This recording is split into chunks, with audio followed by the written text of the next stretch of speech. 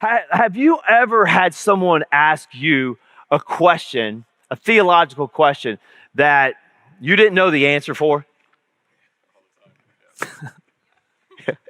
And when they're asking you that question, I don't know what you're thinking in your mind, but I'm just thinking, please God, like, could you just download some revelation, like immediately help me out? And children have a way of asking those questions. And it's not uncommon for people in our church or people visiting our church or checking out Praise to ask me a question that I can't answer. And it'll go something like this. Hey, Rick, can we get a time together so that we can talk? I have a question about God. And so we'll arrange a time to talk, and we'll be meeting, and they'll pose that question to me. And I'll say, before I try to answer that question, I'll say, okay, if you need to go to a church where the pastor knows everything about God, Praise Church is probably not your church. And here's the reason why. It's because God is so transcendent. He is so big, and he's so beyond us that there's never going to be a way that I can wrap my mind around everything that he is or his ways. But a second reason is because what I do know about God outweighs what I don't know about God. And I've learned, and I heard one person say, I don't have to know everything about something to put my trust in it. And I fly on airplanes, and I don't know everything about aerodynamics. And one thing that really kind of astounds me, blows me away, is thinking about consciousness sometimes. How does this work? And even like medically, hormones and endocrine system, and how these things can create feelings, and how does that translate from a physical to a non-physical feeling? But I still trust in these things. I don't have to know everything about something to believe in that. And in times like these, there's a question that usually comes up that all of us tend to ask. Irreligious, religious people tend to ask the question, like this one question, and that is, where is God? Where is God? And that's asked by everybody. And I want you to know, I think it's normal. I think it's our human tendency to ask that type of question. Question, where is God? 2 weeks ago to today, the New York Times ran an op-ed article titled, Where is God in a Pandemic? The quote is, from the article, even the most religious people ask me, why is this happening? This is written by a priest in New York City. And where is God in all of this? And the question is essentially the same that people ask when a hurricane wipes out hundreds of lives, or when a single child dies from cancer. So when we're pressed, when there's uncertainty, when there's disasters or suffering, we tend to go, our minds tend to ask the question, where is God? And I think you should be comforted by the fact that David, the king of Israel, asked the same question. Why should you be comforted because of that? Because David himself was called a man after God's own heart. Now check that out. Let that drop for just a moment. The man that pursued God, he was called a man that pursued after God's own heart, is asking the question at different times, where is God? So here's what I want to do. I want to read 4 passages from David where he starts out by saying, where is God? But what he does by the end of his writing, which we call hymns, they were songs. By the end of his hymn, he says, oh, yeah, there's God. So let me read that. Let me be on the screens for you, on your screen. So in Psalm 6, verse 2, right at the very beginning, David writes, be gracious to me, O Lord, for I am languishing. Heal me, O Lord, for my bones are troubled. My soul also is greatly troubled. But you, O Lord, and his question is here, is how long? Now that's verse 2 and 3. By verse 9, he has gotten himself to a place, starting with where's God, to the place of saying, the Lord has heard my plea. The Lord accepts my prayer. Now, I want you to see, he's gone from going, where's God, to there's God. He's let his heart. Now, Psalms 10, verse 1 starts out by saying, why, O Lord, do you stand far away? Look, this is a man after God's own heart asking this question. Why, oh Lord, do you stand far away? Why do you hide yourself in times of trouble? 16 verses later, he says, oh Lord, you hear the desire of the afflicted. You will strengthen their heart. You will incline your ear. So he starts out just like we all have at these times, saying, where's God? But he ends up leading his heart to say, oh yes, there's God. Psalms 13, verse 1 and 2, the very start of his psalm. He says, how long, O Lord, will you forget me forever? Now, we feel guilty for saying things like that. We feel guilty for being that honest or transparent with God. I want you to see God can take your transparency. And he says, how long, O Lord, will you forget me forever? How long will you hide your face from me? That's another way of saying, where are you? 2, how long must I take counsel of my own soul and have sorrow in my heart all the day? And then just 3 verses later, he says, but I have trusted in your steadfast love. My heart shall rejoice in your salvation. And then Psalms 22. And actually, Psalms 22 is a verse that Jesus quotes while he's hanging on the cross. Psalms 22 says, my God, why have you forsaken me? It's another way of saying, God, where are you? You guys ever ask that question? God, where are you? Seems like I'm praying, and we say, it just seems like my prayers aren't getting to you. Where are you? David said, my God, why have you forsaken me? Why are you so far from saving me from the words of my groaning? Oh my God, I cry by day, but you do not answer. And I cry by night, but I find no rest. And I want you to hear what he says. 20 verses later, he says, I will tell of your name to my brothers. After saying, where's God? He's saying, oh, I'm going to tell of your name to my brothers. In the midst of the congregation, I will praise you. You who fear the Lord, praise him. All you offspring of Jacob, glorify him. Stand in awe of him. All you offspring of Israel. He says, for he has not despised or abhorred the affliction of the afflicted. And here's his conclusion. And he has not hidden his face from him, but he has heard when he cried to him. Interestingly, David's connection. David's feelings started out by feeling abandoned, but he gets to the place where he leads himself. But just think of this. I bet, I would assume, I'm pretty sure that while David's writing these hymns, his conditions, his external circumstances aren't changing. What led him to say, where are you, God, didn't automatically heal or come together. The brokenness didn't come together. But what he did do while his circumstances were still unraveled, while there was still uncertainty, he led his heart and he changed. And so his reality changed. His conditions, his circumstances outside didn't change, but the reality within. David begins with a feeling of abandonment. But he ends with faith. Here's what I want you to do. I'm going to write this down and show you what I want you to do. You guys write this down on your notes as well. Just write the word feelings.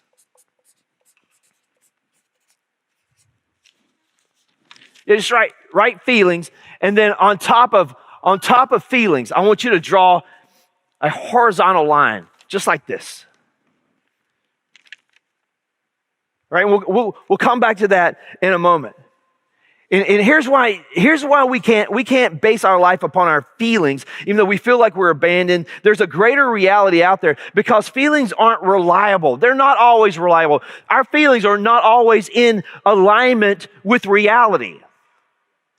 I've lost hours of sleep over something that wasn't true.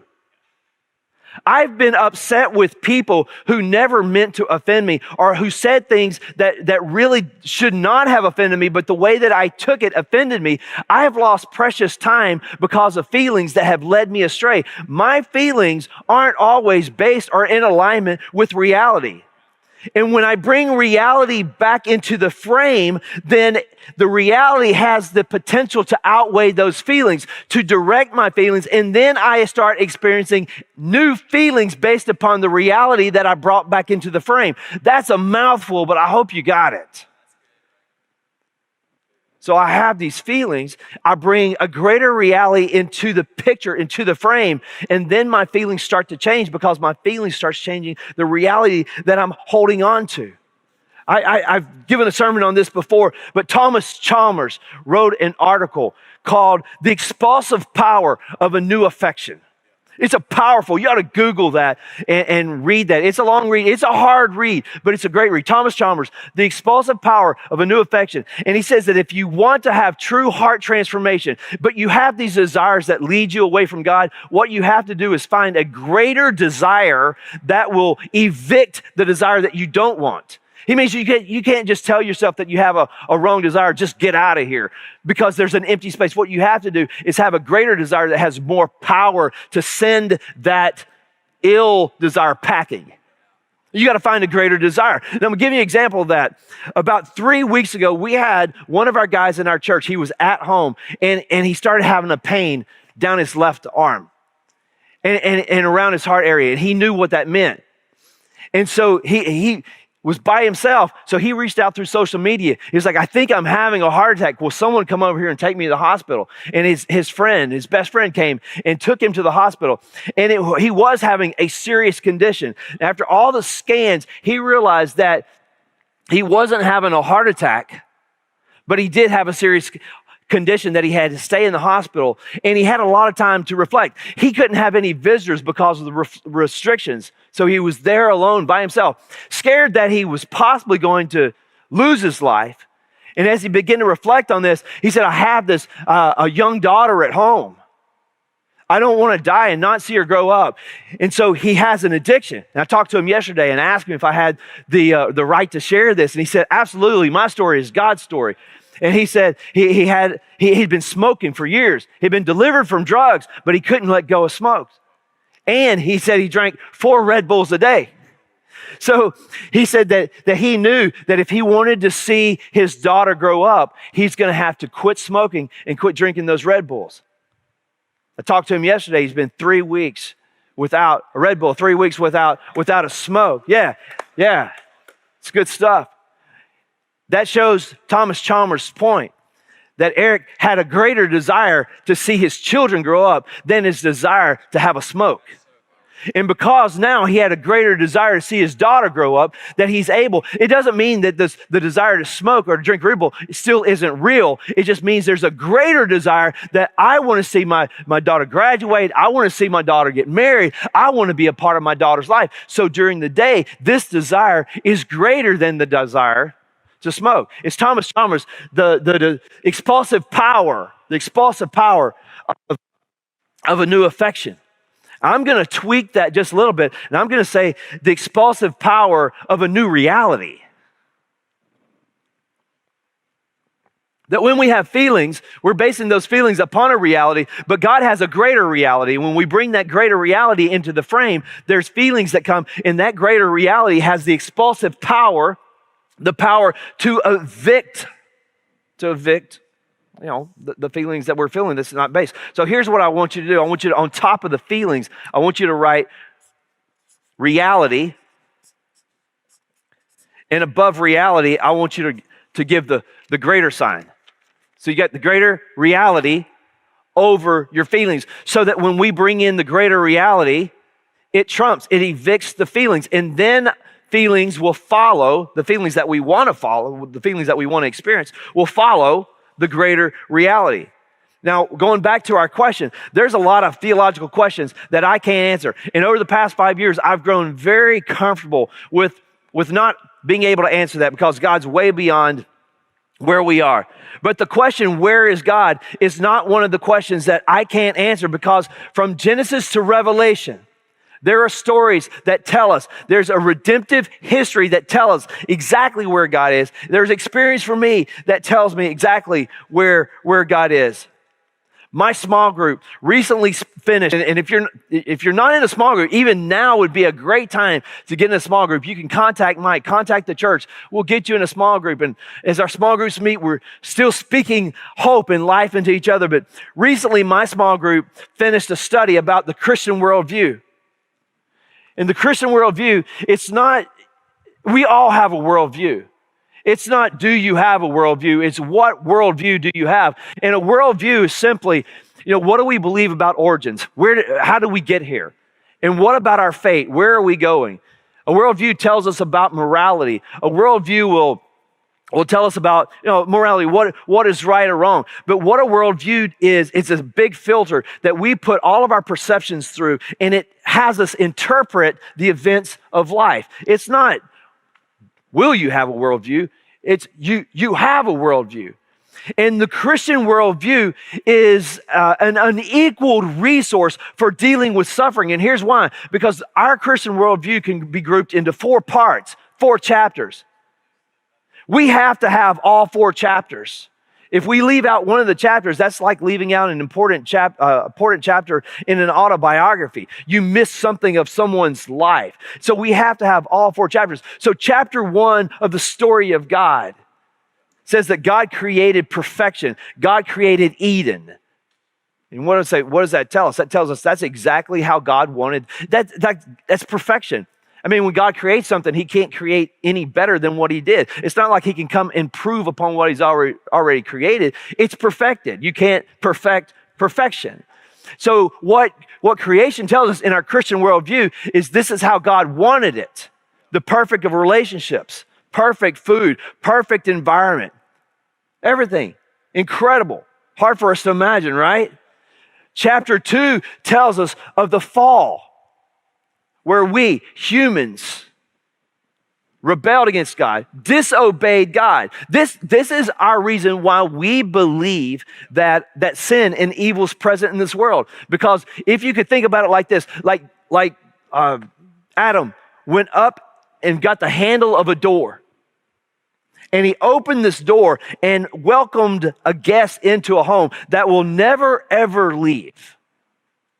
As much as Adam tries to get evil to leave and sin to leave, he's not going to get him out. He's never going to leave. So we open the door to everything that's come in. Chapter 3 is called redemption. And that is that Jesus, the Son of God, stepped into the broken world that we created, perfect world he created, the broken world that we created, to experience everything that we have experienced. We want to ask, where's God? And I tell you, it's one thing for me to help somebody out, and maybe it's being a little too transparent, but it's easy for me to help someone out that's been victimized by somebody else, but it's sometimes difficult for me to help somebody that keeps victimizing themselves and just saying, you keep doing this to yourself. You keep doing this to yourself. And when Jesus comes down to a group of people that keep victimizing ourselves, we keep turning away from him. That shows me the grace and the mercy of our God. Now, part 4 of the story of God, of our worldview, is the renewal of all things.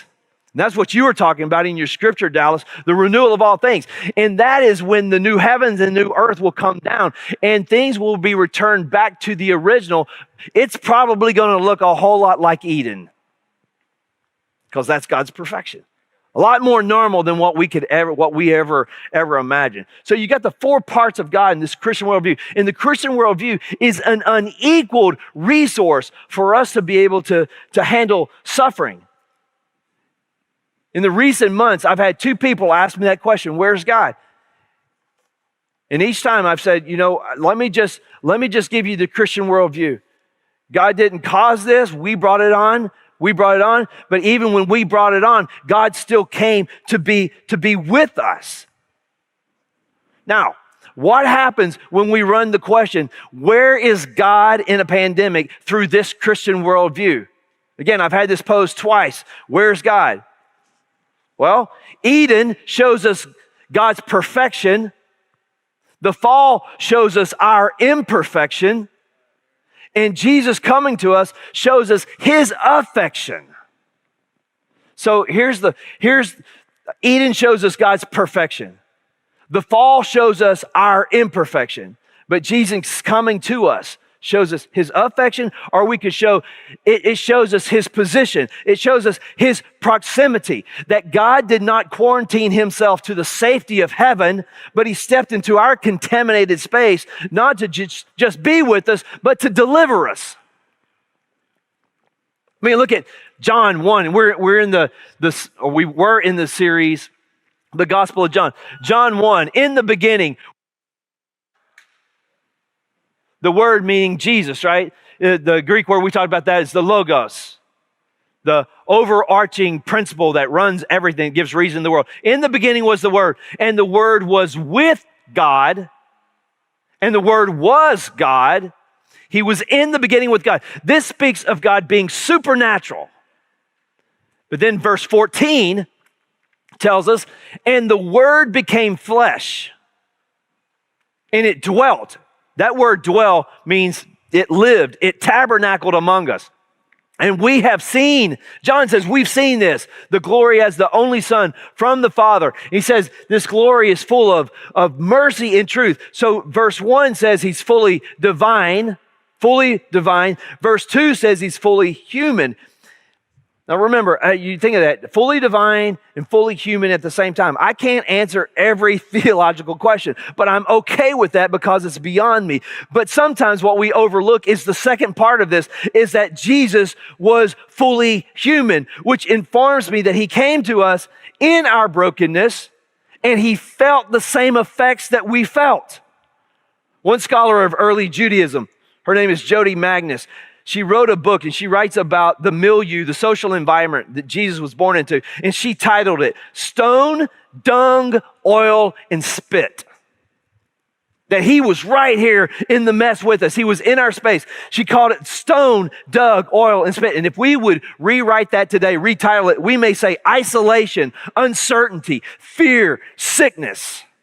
That's where Jesus congregates. That's where Jesus goes. I mean, where was Jesus during his earthly ministry? Where did he go? He was constantly following those who were sick. He was with those who had debilitating skin conditions called leprosy. He was with the people with epilepsy. He was with the lady with the issue of blood. He was with the person with the withered hand. He was with those who were paralyzed. So what this tells us is that Jesus understands our condition, not only because he was with us, but because that was his very experience. So when you pray, you're not only talking to someone that is supernatural, that is God, but you're also talking to someone that was experienced the humanity, and he experienced the very same things that we're experiencing right now. I love to talk to people when I have issues. Just there's certain people that I'll go to, but when I talk to someone about an issue that they've never experienced, sometimes there's some distance, and they try to understand.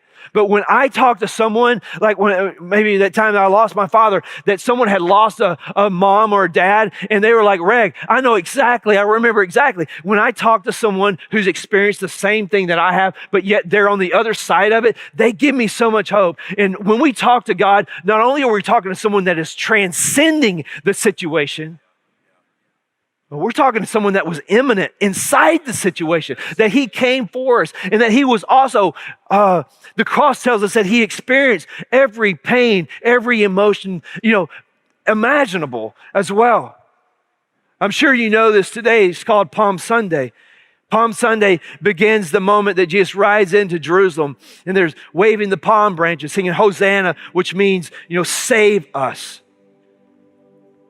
But during that week, there's a lot of things he experiences. He flips over the tables and he has some debates with some leaders. But towards the end of that, he's in this upper room and he has what we know as Passover, or we remember it now as communion. But I want you to see the humanity of Jesus, that he can experience what I'm experiencing, what I'll experience tomorrow, what you'll experience tomorrow. He's already experienced it. He was betrayed by one of his own. That was with a kiss. He was falsely accused. He was quarantined to a garden by himself. He was beaten. He was executed on a cross. He was abandoned by God for a moment. And he died at the hands of the powerful. I mean, even on the cross, he goes back and he says those words found in Psalms 22. I mean, here's his humanity. My God, why have you forsaken me? There's actually 7 statements that Jesus states on the cross. I'm not going to read all of them, but One of them is, woman, behold your son. He's taking care of his mother, giving his mom's care to John. He says, I thirst. And then he says, it is finished, which means it's accomplished. And what this shows us, that he's on the cross, is that he may not take us out of our fire, but he's willing to get into our fire. He's willing to walk every second with us. I mean, the story in the Old Testament is just a preview. It's a preview of what Jesus did for us. You guys remember the story of the three Hebrew children, Shadrach, Meshach, and Abednego. They were caught up in an exile that they were in Babylon. King Nebuchadnezzar had taken them away. They were three of the brightest men in the Jewish community of the day. They had made a golden image. You guys probably know it so well. And they said, when the music plays, you got to bow. And they played the music, everybody would bow, and there's three boys that wouldn't bow. I pray that when music goes on and I shouldn't be bowing, that I have enough guts, enough courage that I won't bow. No matter how many people in culture is bowing. I'll just take a stand because of who God is. They called them in and said, hey, here's the rules. If you don't bow, you're going to burn. We're going to throw you into a furnace. They said, hey, King, we respect you, but we can't bow. We only serve one God. And if you throw us in the fire, that's fine. Our God is able to deliver us. I love how they end it. But if he doesn't, we still aren't going to bow. And they didn't bow. And they threw them in a fire in which they cranked up 7 times hotter. So hot that it says that when they put them in the fire, the people who put them in the fire were killed because of the heat. I love when King Nebuchadnezzar looked from above and he looked down and he started counting because he knew he had thrown 3 in. He's like, there's Shadrach, there's Meshach, there's Abednego, but whoa, who put the 4th man in the fire? How did he get in there? And he said, it looks like it is someone like the Son of God. They came out of that fire. It's because I think it's like a preview. It's a preview of what Jesus is going to do. That was a temporary situation where the Son of God comes in and protects. That was only a liking. It was only a taste of what Jesus would do for all humanity, not just 3 Hebrew children, but for all of us for all time. So you want to ask the question, and I ask the question. When we ask this, we can answer it ourselves. You know where Jesus is? You want to know where God is?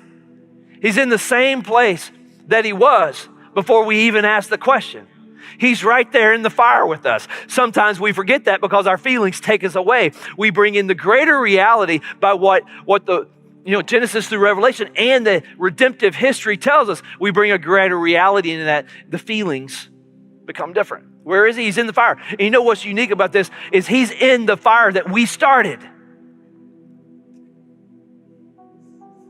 We started the fire. The reality is we're always in the fire. We've always been in the fire. Sometimes the heat is just a little bit hotter. He's always in the fire. We'll never get out of the fire until we stand before God, until all things are made new.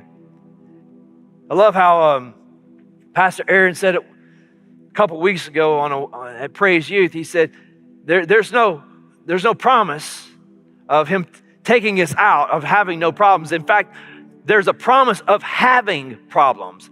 He says, in this world, you will have problems. But the promise is that he's going to give us his peace. He promises problems, and he also promises his peace. But there's proof. The cross is proof that he's with us. So where's God? He's with you. Where's God? He's before you. Where's God? He's around you. Where's God? He's within you. Where's God? He goes before you. He's behind you. He's there in the morning. He's there in the evening. He's there in your weeping. He's there in your crying. So comfort yourself in this. Comfort yourself in the ascendant reality, the greater reality. So you want to see God? You want to know where God is? Find a healthcare worker. Find one of our doctors, one of our nurses, one of our respiratory therapists, one of our surgeons. God's working through them right now. That's where God is, through their tender care, doing the very work of Jesus Christ and providing healing and care for mankind. You want to see where God is? Find a first responder. You want to see where God is? Look at the ships, the Mercy and the Comfort ships coming into New York. You want to see where God is? Look at this tent that says Samaritan's Purse on it in Central Park, New York City, where they have assembled a hospital and providing care. You want to see where God is? Look at every pastor, every church still proclaiming the gospel of Jesus Christ. He's right here among us, in us, working through us. He's in the fire with us. Comfort yourself with those things.